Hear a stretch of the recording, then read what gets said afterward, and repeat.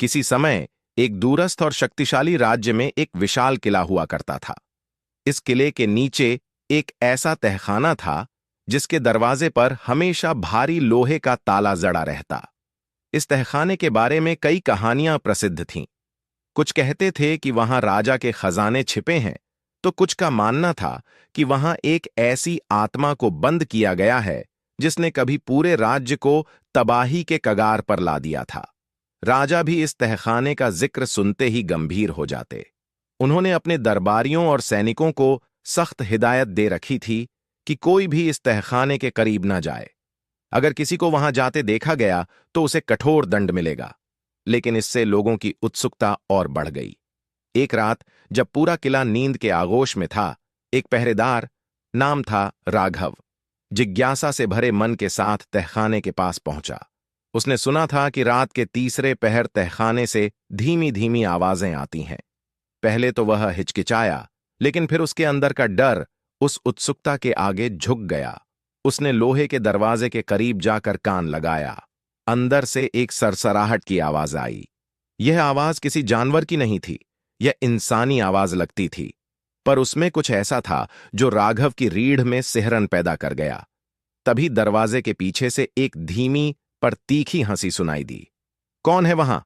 राघव ने कांपते हुए पूछा, लेकिन जवाब में केवल वही हंसी और जोर की सरसराहट सुनाई दी। राघव ने भागने की कोशिश की, लेकिन उसका पैर फिसल गया और उसके हाथ से जलती हुई मशाल छूटकर गिर गई। अचानक दरवाजे पर एक गूंजदार धमाका हुआ, जैसे कोई भारी चीज अंदर से दरवाजे से टकराई हो। सुबह राघव को अधमरा हालत में तहखाने के पास पाया गया।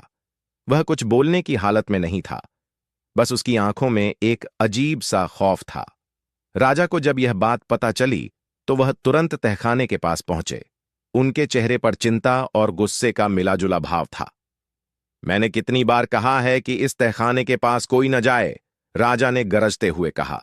दरबार के एक वयोवृद्ध मंत्री ने धीमे स्वर में पूछा, महाराज, क्या अब समय आ गया है कि आप सबको इस तहखाने के रहस्य के बारे में बताएं? राजा कुछ पल चुप रहे, फिर उन्होंने गहरी सांस ली और कहा, इस तहखाने में एक आत्मा कैद है। सदियों पहले हमारे पूर्वजों ने उसे यहां बंद किया था। वह आत्मा हमारी रियासत की सबसे बड़ी शत्रु थी। उसने पूरे राज्य को तबाह करने की कसम खाई थी। उसे केवल एक साधु की मदद से इस तहखाने में बंद किया जा सका था। दरबार में हलचल मच गई। राजा ने आगे बताया, वह आत्मा कोई सामान्य आत्मा नहीं है। वह हर इंसान की सबसे बड़ी कमजोरी जानती है। वह तुम्हारे मन के भीतर की सबसे छिपी हुई इच्छाओं और डर का इस्तेमाल करती है। यही वजह है कि उसे यहां से बाहर निकलने नहीं दिया जा सकता। लेकिन कोई यह नहीं जानता था कि उस रात जब राघव ने दरवाजे के पास कान लगाया था, आत्मा ने उसकी आत्मा में झांक लिया था। अब तहखाने के अंदर बंद वह आत्मा धीरे धीरे अपनी कैद से आजाद होने का रास्ता ढूंढ रही थी। तहखाने के चारों ओर एक अजीब सी ठंडक फैलने लगी थी। राजा को यह एहसास हो गया था कि बहुत जल्द उन्हें आत्मा से एक बार फिर आमना सामना करना पड़ेगा। राजा ने अपने सैनिकों और पुरोहितों को बुलाया। उन्होंने सभी को सतर्क किया कि वह आत्मा अब पहले से कहीं अधिक शक्तिशाली हो चुकी है। लेकिन किसी को यह अंदाजा नहीं था कि आत्मा ने तहखाने के बाहर आने के लिए एक नई चाल चली थी। उस रात जब किले में अंधेरा छाया हुआ था, तहखाने के दरवाजे पर ताला धीरे धीरे खुलने की आवाज आई। राघव, जो पहले से ही इस आत्मा के प्रभाव में था, चुपचाप तहखाने का ताला खोल रहा था। राघव के हाथ कांप रहे थे, लेकिन उसकी आंखों में एक अजीब सी चमक थी। उसकी हरकतें जैसे उसकी अपनी नहीं थीं। वह किसी अदृश्य शक्ति के वश में था। उसने धीरे धीरे तहखाने का भारी ताला खोला। जैसे ही दरवाजा जरा सा भी खुला, भीतर से एक तेज ठंडी हवा का झोंका बाहर निकला। वह हवा इतनी ठंडी थी कि राघव वहीं पत्थर की तरह जम गया। अंदर से एक फुसफुसाहट गूंजने लगी, बहुत साल हो गए, अब समय आ गया है। अचानक अंधेरा जैसे पूरे किले में फैलने लगा। किले की मशालें एक एक कर बुझने लगीं। राजा के निजी कक्ष में भी अजीब सी ठंडक ने दस्तक दी। राजा, जो पहले से ही इस दिन की संभावना से डरते थे, तुरंत अपने मंत्रियों और पुरोहितों के साथ गुप्त कक्ष में पहुंचे। वहां एक पुरानी किताब रखी थी जिसमें आत्मा को रोकने की विधि लिखी गई थी। राजन, पुरोहित ने कहा, वह आत्मा अब और भी ताकतवर हो चुकी होगी। हमें पूरी तैयारी करनी होगी। यह केवल मंत्रों से नहीं रुकेगी। हमें उसकी कमजोरी ढूंढनी होगी। राजा ने जवाब दिया, लेकिन उसकी कमजोरी क्या है? हमारे पूर्वजों ने उसे कैसे बंद किया था? पुरोहित ने किताब के पन्ने पलटे और एक अंश पढ़ा। उस आत्मा को केवल उसकी सबसे बड़ी इच्छा के जरिए काबू किया जा सकता है, लेकिन उसकी इच्छा क्या है, यह जानना आसान नहीं। उसी समय किले के अंदर अजीब घटनाएं होने लगीं। सैनिकों ने देखा कि उनकी परछाइयां दीवारों पर अजीब अजीब आकृतियां बना रही थीं। दरवाजे खुद ब खुद खुलने और बंद होने लगे और तहखाने के पास खड़े पहरेदारों ने एक डरावनी परछाई को चलते देखा। तहखाने के अंदर से एक भारी गूंजदार आवाज आई, मुझे वर्षों तक कैद किया, अब भुगतने के लिए तैयार रहो। राजा ने तुरंत सैनिकों और पुरोहितों के साथ तहखाने की ओर कदम बढ़ाए। उन्होंने महसूस किया कि हर कदम के साथ हवा भारी और ठंडी होती जा रही थी। जब वे तहखाने के पास पहुंचे तो देखा कि दरवाजा पूरी तरह खुल चुका था और अंदर अंधेरा घना था। अचानक तहखाने के अंदर से एक तेज चमकदार रोशनी निकली और फिर वह रोशनी धीरे धीरे एक मानव आकृति में बदल गई। वह आत्मा एक लंबे डरावने साए की तरह लग रही थी। उसकी आंखें लाल थीं और उसके चारों ओर एक काले धुएं की परत थी। तुम सबने मुझे कैद करके रखा, आत्मा गर्जी। अब यह राज्य मेरा होगा। राजा ने साहस दिखाते हुए कहा, तुम्हारी बुरी मंशाएं कभी पूरी नहीं होंगी। तुम्हारा अंत यहीं होगा। आत्मा हंसी। तुम्हारे जैसे कई राजा आए और गए, मुझे रोका नहीं जा सकता। लेकिन हां, अगर तुम जानते हो कि मेरी सबसे बड़ी इच्छा क्या है तो बताओ, वरना यह राज्य खून और आंसुओं में डूब जाएगा।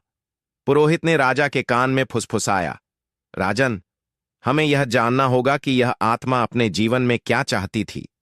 यह उस पर निर्भर करता है कि इसे कैसे हराया जा सकता है। राजा ने आत्मा से पूछा, तुम्हारी सबसे बड़ी इच्छा क्या है? क्यों तुमने हमारे राज्य को तबाह करने की कोशिश की थी? आत्मा की आंखों में एक पल के लिए दर्द झलक गया। उसने गुस्से से कहा, मुझे इस राज्य के लोगों ने धोखा दिया था। मैंने अपने पूरे जीवन में केवल न्याय चाहा था, लेकिन मुझे आग में जलाकर मार डाला गया। अब मैं बदला चाहती हूं। राजा ने तुरंत समझा कि आत्मा का क्रोध उसके साथ हुए अन्याय का परिणाम है। लेकिन क्या वह आत्मा को न्याय का एहसास करवा सकते थे, या उसकी बदले की आग पूरे राज्य को खाक कर देगी? राजा और उनकी टीम ने आत्मा को शांत करने के लिए अपनी पूरी कोशिश की। पुरोहित ने मंत्रोच्चार शुरू किया, लेकिन आत्मा का क्रोध इतना प्रबल था कि मंत्र काम नहीं कर रहे थे।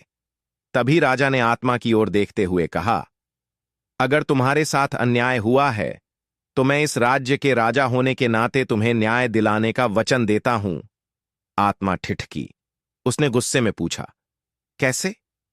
राजा ने कहा, तुम्हारे साथ क्या हुआ था, पूरा सच हमें बताओ।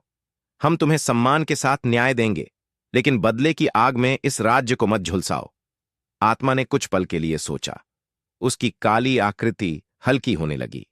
क्या आत्मा का क्रोध अब समाप्त होगा, या यह केवल एक नई चाल थी? आत्मा की चमकती लाल आंखें धीरे धीरे कमजोर पड़ने लगीं। वह राजा को ध्यान से देखने लगी, मानो उसके शब्दों की सच्चाई परख रही हो। कुछ पल के सन्नाटे के बाद उसने गहरी और गूंजती आवाज में कहा, तुम मेरे दर्द को नहीं समझ सकते राजा, लेकिन अगर तुम मेरी कहानी सुनने के लिए तैयार हो तो मैं तुम्हें सब कुछ बताऊंगी। राजा ने अपनी तलवार म्यान में रखते हुए कहा, मैं तुम्हें वचन देता हूं कि अगर तुम्हारे साथ अन्याय हुआ है तो मैं तुम्हारे लिए न्याय सुनिश्चित करूंगा। अब हमें सच बताओ। आत्मा की आकृति अचानक बदलने लगी। चारों ओर धुआं फैला और तहखाने की दीवारों पर छायाएं चलने लगीं। उन छायाओं ने एक कहानी बुननी शुरू की। बहुत समय पहले मैं इस राज्य की एक साधारण लड़की थी। मेरा नाम सुशेना था। आत्मा ने कहना शुरू किया। मैं एक जड़ी बूटी जानने वाली महिला थी। मैंने लोगों का इलाज किया, उन्हें जीवन दान दिया, लेकिन कुछ लोगों ने मुझे डायन कहना शुरू कर दिया। दीवारों पर सुशेना की छवि उभर आई। वह एक खूबसूरत और दयालु महिला थी जो बीमारों की मदद कर रही थी। लेकिन तभी एक भीड़ ने उसे घेर लिया। उन्होंने मुझ पर झूठे आरोप लगाए, कहा कि मैं काले जादू से गांव के लोगों को नुकसान पहुंचा रही हूं। राजा के दरबार में मेरे खिलाफ झूठी गवाही दी गई और बिना कुछ सुने उन्होंने मुझे जिंदा जला दिया। दीवारों पर आग की लपटें उभरीं। सुशैना चीख रही थी और भीड़ उसकी चीखों पर हंस रही थी। राजा और उनके सैनिक यह दृश्य देखकर सिहर उठे। तुम्हारे पूर्वजों ने मुझ पर जो अन्याय किया, उसके कारण मेरी आत्मा शापित हो गई। मुझे शांति नहीं मिली। मैं बदले की आग में जलती रही और तब से मैं इस तहखाने में कैद हूं, इस दिन का इंतजार करते हुए जब मैं सब कुछ खत्म कर सकूं। सुशैना की कहानी सुनने के बाद राजा का सिर शर्म से झुक गया। उन्होंने कहा, तुम्हारे साथ जो हुआ वह अमानवीय था। उस समय के राजा ने तुम्हें सुने बिना ही सजा दी। मैं उस अन्याय का प्रायश्चित करना चाहता हूं। आत्मा ने चुपचाप राजा की ओर देखा। उसकी लाल आंखों में अब गुस्से के बजाय एक हल्का दर्द झलक रहा था। उसने कहा, लेकिन क्या तुम सच में मेरे साथ हुए अन्याय को मिटा सकते हो? क्या इस राज्य के लोग मेरी याद को सम्मान दे सकते हैं? राजा ने अपने पुरोहितों और मंत्रियों की ओर देखा। उन्होंने कहा, आज से हम इस राज्य में एक स्मारक बनवाएंगे जो तुम्हारे जीवन और बलिदान को याद करेगा। हम लोगों को सच्चाई बताएंगे और तुम्हारे नाम को आदर देंगे। लेकिन बदले में मैं तुमसे आग्रह करता हूं कि इस राज्य को माफ कर दो और यहां से शांति के साथ जाओ। सुशैना कुछ पल के लिए चुप रही। फिर उसने कहा, अगर तुम सच में मेरे नाम को सम्मान दोगे और मेरे साथ हुए अन्याय को मिटाओगे, तो मैं तुम्हें और इस राज्य को क्षमा कर दूंगी। राजा ने हाथ जोड़कर वचन दिया। पुरोहित ने एक विशेष मंत्रोच्चार शुरू किया और आत्मा की आकृति धीरे धीरे फीकी पड़ने लगी। लेकिन जाते जाते सुशैना ने कहा, याद रखना राजा, अगर तुमने अपना वचन तोड़ा तो मैं फिर लौट आऊंगी। सुशैना की आत्मा के जाने के बाद तहखाने में रोशनी भर गई। किले में फैला अंधकार खत्म हो गया। राजा ने तुरंत आदेश दिया कि एक स्मारक बनवाया जाए और पूरे राज्य को सुशैना की सच्चाई बताई जाए।